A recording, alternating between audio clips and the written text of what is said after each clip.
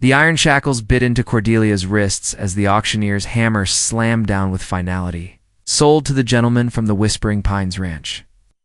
The crowd of buyers dispersed like vultures finished with their meal, leaving her standing. On the wooden platform in the scorching Montana sun of 1887, she'd been here before. Sold 3 times in the past 2 years since her father's debts had claimed her freedom. Each master worse than the last. Her eyes searched the crowd for her. Newest owner, expecting another pot-bellied merchant or cruel-eyed landowner.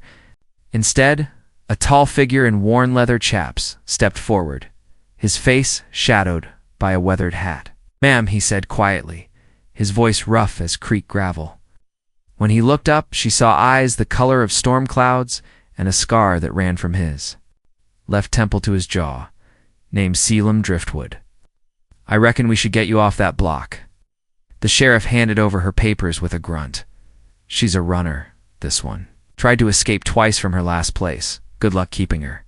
Selim's jaw tightened as he took the documents. Nobody should be on a block to begin with.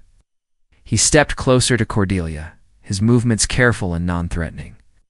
"These coming off," he said, producing a key for her shackles. Right now, metal fell away from her wrists, leaving angry red marks. She rubbed the circulation back into her hands, studying him warily. Most men who bought her had immediate plans for her labor, or worse. This one seemed different, though. She'd learned not to trust first impressions. "Why?" she asked, her voice hoarse from the heat. "Because you're a person, not property." He handed her a canteen of water.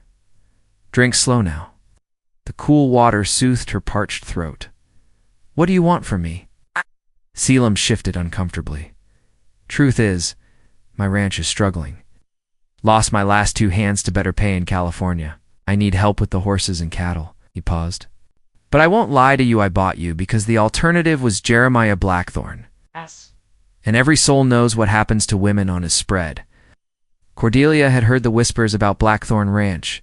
Women who went there were never seen in town again. A shiver ran down her spine despite the heat. "So you're my rescuer." Skepticism colored her words. "No, ma'am. I'm just a man trying to do what's right." He gestured toward a painted horse tied nearby. "You can ride behind me, or I can get you a separate mount, if you prefer." She studied his weathered face, looking for deception and finding none. "I'll ride with you. I know this eye won't be anyone's property again. We've got hands that know how to work and a mind that won't be broken." Something flickered in his storm-gray eyes. Respect, maybe even admiration. Wouldn't expect anything less from a woman strong enough to survive what you have. As they rode toward the distant mountains, Cordelia felt something she hadn't experienced in years. Hope. The wind whipped through her tangled hair. And for the first time since her father's death, she allowed herself to believe that freedom might come in forms she hadn't considered. Behind her, Selim sat rigid in the saddle, painfully aware of the woman pressed against his back in the impossible situation they now found themselves in. 3 weeks at Whispering Pines had shown Cordelia more kindness than the previous 2 years combined. Selim had given her the small cabin beside the main house, complete privacy, and wages for her work, actual money she could keep. Yet every night she lay awake, waiting for the other boot to drop. "You're pushing those horses too hard," she called out as Selim tried to break a particularly stubborn Mustang. The black stallion reared, nearly throwing him from the saddle.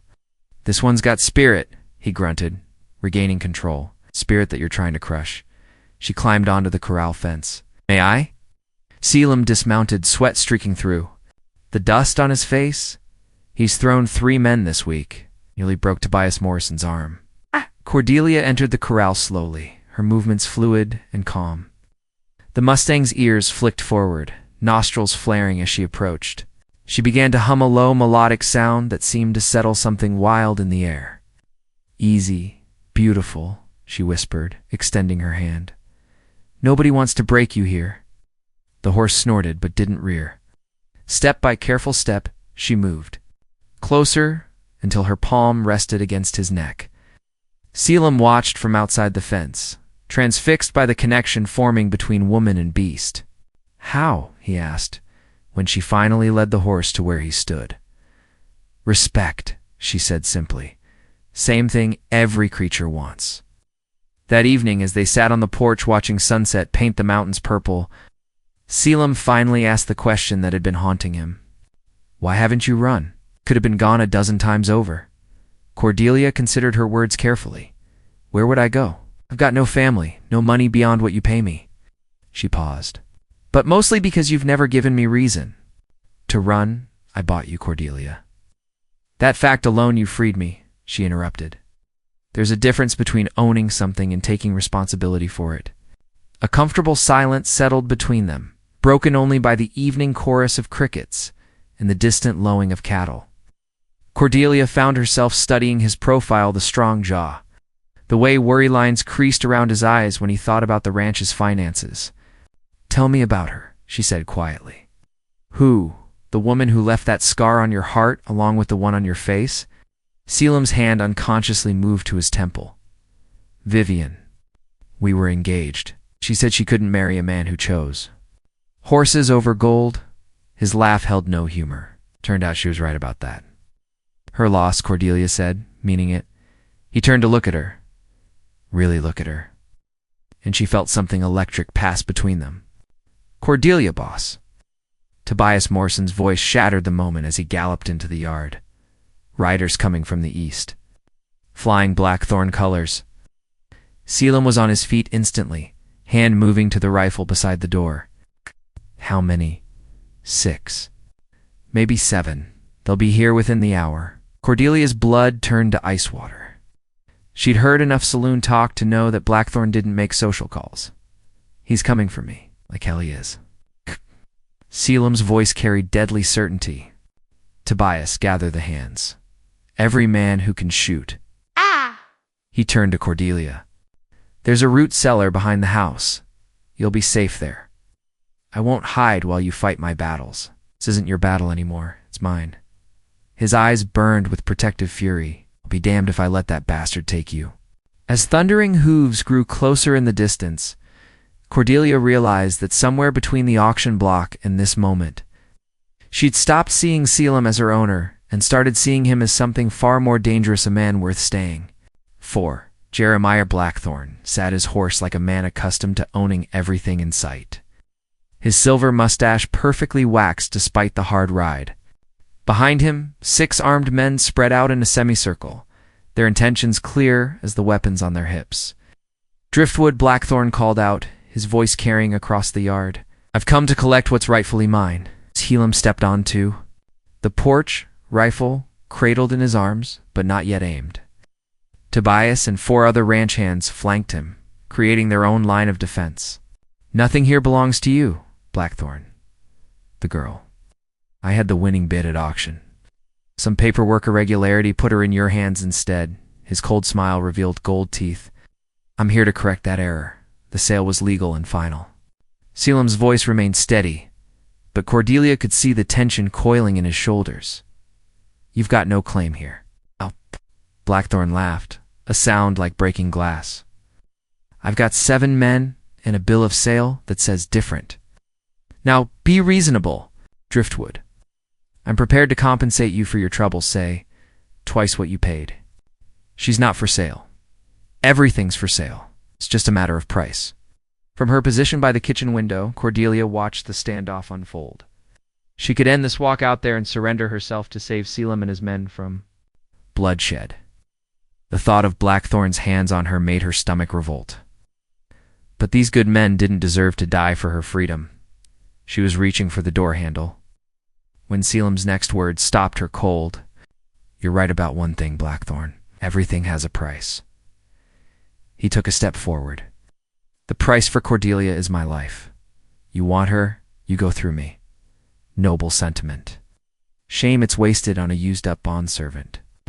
Blackthorn's sneer deepened. "Boys, I think Mr. Driftwood needs help seeing reason." The first shot came from one of Blackthorn's men, splintering the porch rail inches from where Tobias stood. All hell broke loose as return fire erupted from the ranch hand's muzzle, flashes lighting up the gathering dusk. Cordelia couldn't bear to watch Selim die for her. She burst through the back door and ran toward the barn, grabbing his hunting rifle from where it hung on the wall. This was going to be a fight. She wouldn't cower in the house like a helpless dove. "Cordelia, get back!" She emerged with the weapon, but she was already moving. Using the horse trough as cover, she'd learned to shoot from her father before his gambling debts destroyed their family. The Winchester felt familiar in her hands as she drew a bead on the rider flanking Selim's position. Her shot took him clean from the saddle. The bitch can shoot. One of Blackthorn's men yelled, swinging his aim toward her. Selim's roar of rage was primal as he saw the threat to Cordelia.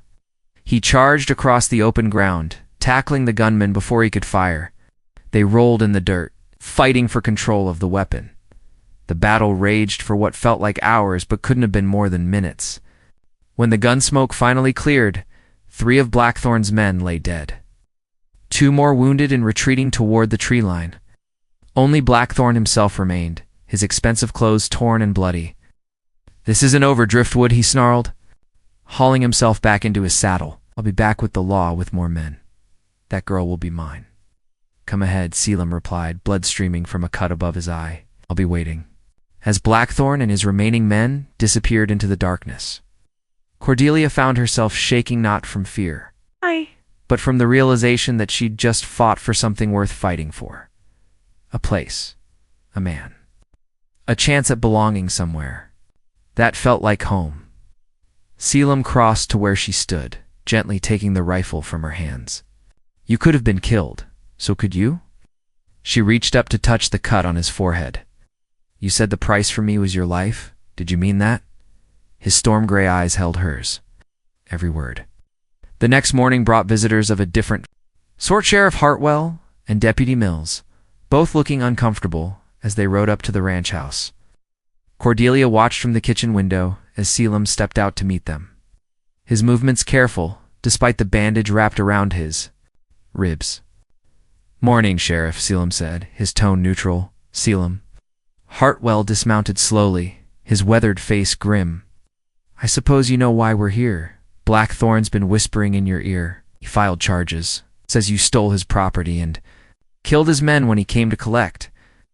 The sheriff's eyes moved to the blood-stained ground where the battle had taken place. Can't ignore that kind of accusation, even coming from a snake like him. Deputy Mills, barely old enough to shave, shifted nervously in his saddle. "He's got witnesses, Mr. Driftwood. Men who'll swear in court that the girl belongs to him." "Bought." "Witnesses," Selim replied flatly.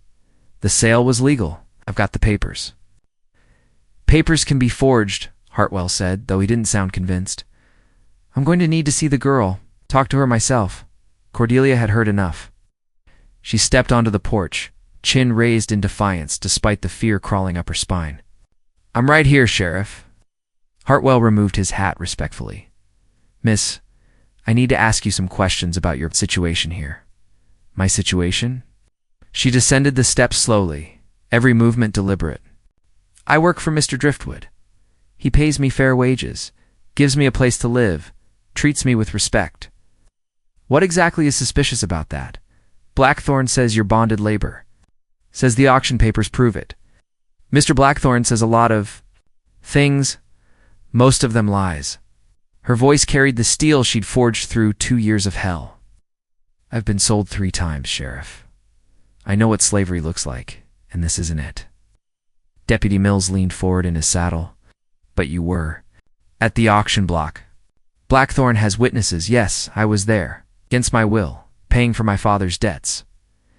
She gestured towards Selim. "This man bought my indenture and immediately freed me. I stay here by choice." Sheriff Hartwell studied her face carefully. He'd been lawman in this territory for 15 years, and he'd learned to read people. What he saw in Cordelia's eyes wasn't the hollow desperation of a bonded servant, but the fierce determination of a woman defending what was hers. "Even if that's true," he said slowly, "Blackthorn's got influence with the territorial judge. He could make this ugly for both of you. Let him try." Selim moved closer to Cordelia, not touching her, but making his position clear. "Any judge worth his gavel will see through Blackthorn's lies. Maybe, but judges can be bought same as witnesses." Hartwell replaced his hat. I'm not arresting anybody today, but this isn't over. Blackthorn's pushing for a formal hearing after. The lawmen left. Cordelia and Selim stood in the yard, the weight of impending trouble settling around them like storm clouds. You could run, he said quietly. Head for California or Oregon. Start fresh where Blackthorn can't reach you. She turned to face him, her brown eyes blazing with determination. Is that what you want? For me to run? I want you to be free. Really free, not just hiding from one master behind another. And what if I said you're not my master? Yes. What if I said you're the first man who's ever made me want to stay somewhere? The air between them crackled with unspoken feelings. Selim reached up slowly, giving her time to pull away, and cupped her face in his calloused hand. Cordelia, what are you saying? I'm saying I choose you, Selim driftwood. Not because I have to, but because I want to. If that's not freedom, then I don't know what is. Before he could respond, she rose on her toes and kissed him, pouring all her defiance and hope and newfound love into the contact. When they broke apart, both were breathing hard. This complicates things, he said, resting his forehead against hers. Good, she whispered. I'm tired of simple. The formal hearing was set for the following Thursday in the territorial courthouse, giving Blackthorn a week to stack the deck in his favor. Word spread quickly through the valley that the case would determine whether a bonded servant could be freed by her owner's decree, or whether such contracts were binding regardless of the owner's wishes. Half the territory's going to be watching, this Tobias said as he helped Selim repair a fence damaged in the firefight. A lot of folks got strong feelings about bonded labor. Selim drove another post into the hard ground with more force than necessary. Let them watch. Won't change what's right. What's right and what's legal ain't always the same thing, boss. Tobias wiped sweat from his forehead. You thought about, what happens if the judge rules against you? The question had been eating at Selim for days. If the court declared Cordelia's freedom invalid, she would be legally obligated to serve Blackthorn. The thought made his blood boil. And we'll face that when it comes, he said grimly. Inside the ranch house, Cordelia was facing her own demons. She'd sent word to her father's old lawyer in Denver, hoping he might have some documentation that could help her case. The response had arrived that morning, and it wasn't good news. The debt documents are ironclad, she told Selim when he came in for lunch. 7 years of bonded labor to satisfy what my father owed. I've only served 2. Those debts weren't yours to pay. Tell that to the law. She set his plate down harder than necessary, frustration bleeding through her usually calm demeanor. Sometimes I think you should have let Blackthorn take me. That first day would have saved you all this trouble? Selim caught her wrist gently as she turned away. Don't you dare say that. Don't you dare regret what we found here.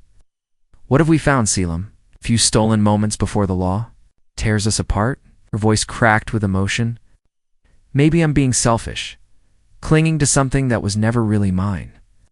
He stood and pulled her into his arms, holding her tight against his chest. You're mine, and I'm yours. No court ruling can change that, but it can separate us. Then we won't let it. That evening, as they sat on the porch watching the sunset, an unexpected visitor rode up the path. Judge Cornelius Whitmore dismounted stiffly, his black coat dusty from the road. Your Honor? Selim said, rising in surprise. This is unexpected. I imagine it is. The judge was a tall, severe-looking man with iron gray hair and sharp blue eyes. I wanted to speak with both parties before Thursday's hearing. In private, Cordelia stood as well, smoothing her skirts nervously. Judge Whitmore. I'll be direct, the judge said, declining their offer of refreshment. Jeremiah Blackthorn has made it clear he expects a favorable ruling. He's also made it clear that continued favorable rulings depend on my ... cooperation. The implication hung heavy in the evening air. However, the judge continued, I've been on the bench for 23 years, and I've never let a bully dictate my decisions. The question before the court is simple. Can an owner legally free bonded labor before the contract terms are met? Law, Cordelia began. The law is complex, young lady. There are precedents on both sides. His keen eyes studied them both. What matters is not just the letter of the law, but its spirit. Tell me, Miss Cordelia, are you here of your own free will? Yes, sir. And you, Mr. Driftwood, do you consider this woman your property?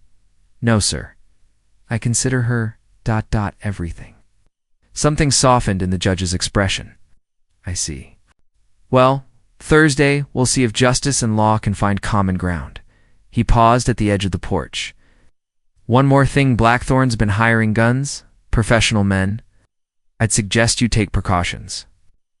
As the judge rode away, Cordelia leaned against Selim's shoulder. Whatever happens Thursday, I want you to know these weeks with you have been worth everything that came before. Don't talk like it's ending, he said fiercely. We're going to fight this, together. But even as he said it, both of them knew that some battles couldn't be won with determination alone. Thursday morning arrived, gray and overcast, matching the mood in the courthouse as spectators filled every available seat. The plaintiff's table with his expensive lawyer looking confident and predatory. Across the aisle, Selim and Cordelia sat with Samuel Brewster, an aging attorney who'd agreed to represent them. Despite the risk to his own reputation, Judge Whitmore called the court to order, his gavel echoing like a gunshot in the packed room. This hearing will determine the validity of the manumission of one Cordelia Ashworth from her bonded labor contract. Blackthorn's lawyer, a slick man named Crawford, stood to present his opening argument. Your Honor, the law is clear. Miss Ashworth was legally bonded to satisfy her father's debts. That contract cannot be arbitrarily voided by a subsequent purchaser. Mr. Driftwood had no right to free her, making her continued service to my client mandatory. The next hour was a parade of technical arguments and precedent citations that made Cordelia's head spin. When Brewster stood to present their defense, she could see the uphill battle they faced. Your Honor, while the bonded labor contract may be technically valid, Mr. Driftwood purchased Miss Ashworth's indenture papers, making him the legal holder of her contract. As such, he had every right to modify or void those terms, as he saw fit. Crawford was back on his feet immediately. Objection. The contract specifically states that the labor obligation cannot be discharged except through full service completion or payment of the original debt, which exceeds $4,000. Judge Whitmore leaned back in his chair, studying the documents before him. I'll allow testimony from the principals. Miss Ashworth, please take the stand. Cordelia's legs felt like water as she walked to the witness chair. The courtroom full of staring faces made her feel exposed, vulnerable. Miss Ashworth, Crawford began his cross-examination with predatory smoothness. You admit you were legally bonded? Yes. What? And you admit you've served only 2 years of a 7-year contract? Yes, but just answer the questions, please. Have you paid the outstanding debt of $4,200? No. Then by law, you remain bonded until that obligation is met. No further questions. When Brewster stood for redirect, he seemed to grasp for straws. Miss Ashworth, describe your treatment at Whispering Pines Ranch. Mr. Driftwood treats me as a free woman. I receive wages, have my own quarters, can leave whenever I choose. Would you choose to stay? Yes, I love she caught herself before, finishing the sentence, but the damage was done. Murmurs rippled through the courtroom. Crawford jumped on the slip immediately. Your Honor, it's clear this woman has been coerced through inappropriate relations with her owner. This makes her testimony unreliable. I haven't been coerced. Cordelia shot back. I stay because I want to. Because for the first time in my life, I'm treated with respect and enough. Judge Whitmore said quietly, but his voice carried absolute authority. Mr. Driftwood approached the bench. Selim stood slowly, his face pale but determined. As he walked toward the judge, Cordelia saw him reach into his coat pocket and withdraw a folded paper. Your Honor, he said, his voice carrying clearly through the silent courtroom. I'd like to present this to the court. Judge Whitmore examined the document, his eyebrows rising slightly. This appears to be a bank draft for $4,200. Mr. Driftwood, are you paying Miss Ashworth's debt? I am, Your Honor, in full. The courtroom erupted in shocked conversation. Blackthorn half rose from his seat, his face purple with rage. Crawford whispered urgently in his client's ear. Order! Judge Whitmore banged his gavel repeatedly. Mr. Driftwood, this court must verify that these funds are legitimate and available. The bank president is here to testify, Your Honor. Cordelia stared at Selim in shock. $4,000 was more money than she'd ever seen it. Represented the entire value of his ranch, and then some. He'd just bankrupted himself to free her, as the bank president confirmed the legitimacy of the payment. She felt tears streaming down her face. Through all her fear and uncertainty, one truth blazed clear in her heart.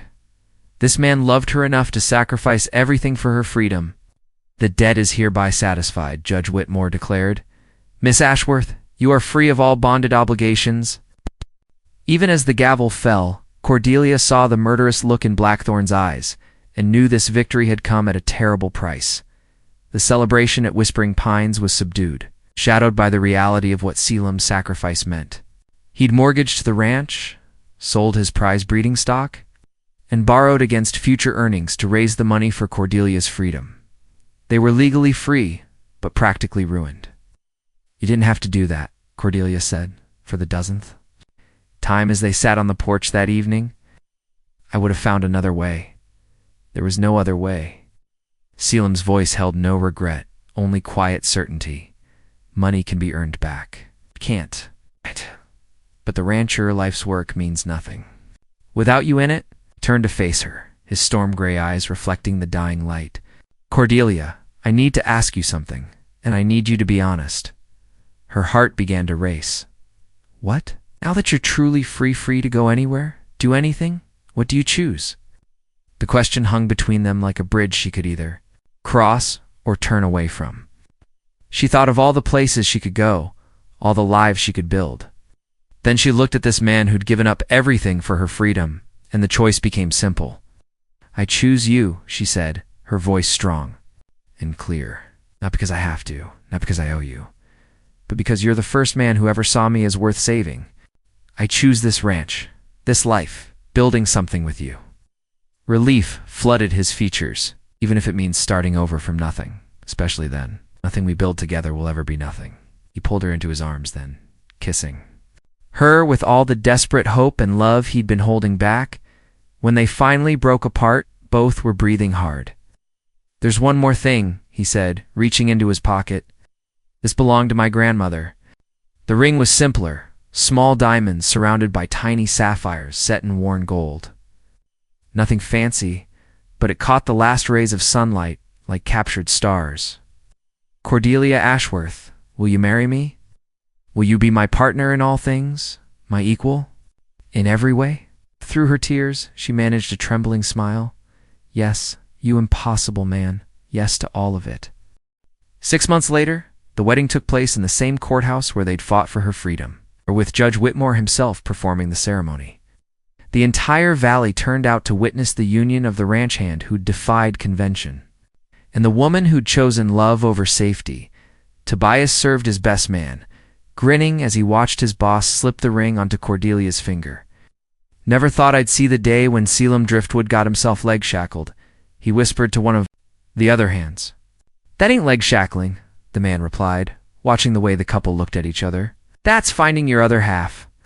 The reception was held at the ranch, neighbors contributing food and music despite the couple's reduced circumstances. As Selim and Cordelia danced to fiddle music under a canopy of stars, she marveled at how far they'd come from that first day on the auction block. Any regrets? He asked as they swayed together. Only one, she said, smiling up at him. I wish we'd met sooner. We met exactly when we were supposed to, he replied. Everything before was just getting us ready for this. As if to prove his point, Tobias approached with news that would change everything. Boss, you might want to hear this. That survey team that's been poking around the North Pasture? They found something. The something turned out to be a significant silver vein running through the hills above the ranch. Within a year, the Driftwood silver mine was producing enough to not only save the ranch but make them one of the wealthiest families in the territory. But prosperity, when it found them already rich in the things that truly mattered. They'd built a love strong enough to survive bondage, poverty, and the machinations of evil men. Everything else was just bonus, standing on their porch 10 years later, watching their 3 children play in the yard while silver-laden wagons rolled down the mountain. Cordelia often thought about that day on the auction block. She'd been sold into what looked like another kind of slavery, only to discover it was actually the first step toward the greatest freedom of all, the freedom to love and be loved in return. "Penny for your thoughts," Selim said, joining her. At the railing, "Just thinking about choices," she replied, leaning into his embrace. "How one moment can change everything." A second thoughts, as she turned in his arms, her brown eyes sparkling with mischief and joy. "Never. I told you once I choose you over freedom." Turns out they were the same thing after all. As the sun set over Whispering Pines Ranch, painting the sky in shades of gold and crimson, Cordelia Driftwood smiled at the beautiful truth she'd discovered. Sometimes the greatest freedom comes not from running away from something, but from running toward the right person to share it with. Their story became legend in those parts, the tale of the ranch hand who bought a woman's freedom with everything he owned, and the woman who chose love over liberty, only to discover they were one and the same.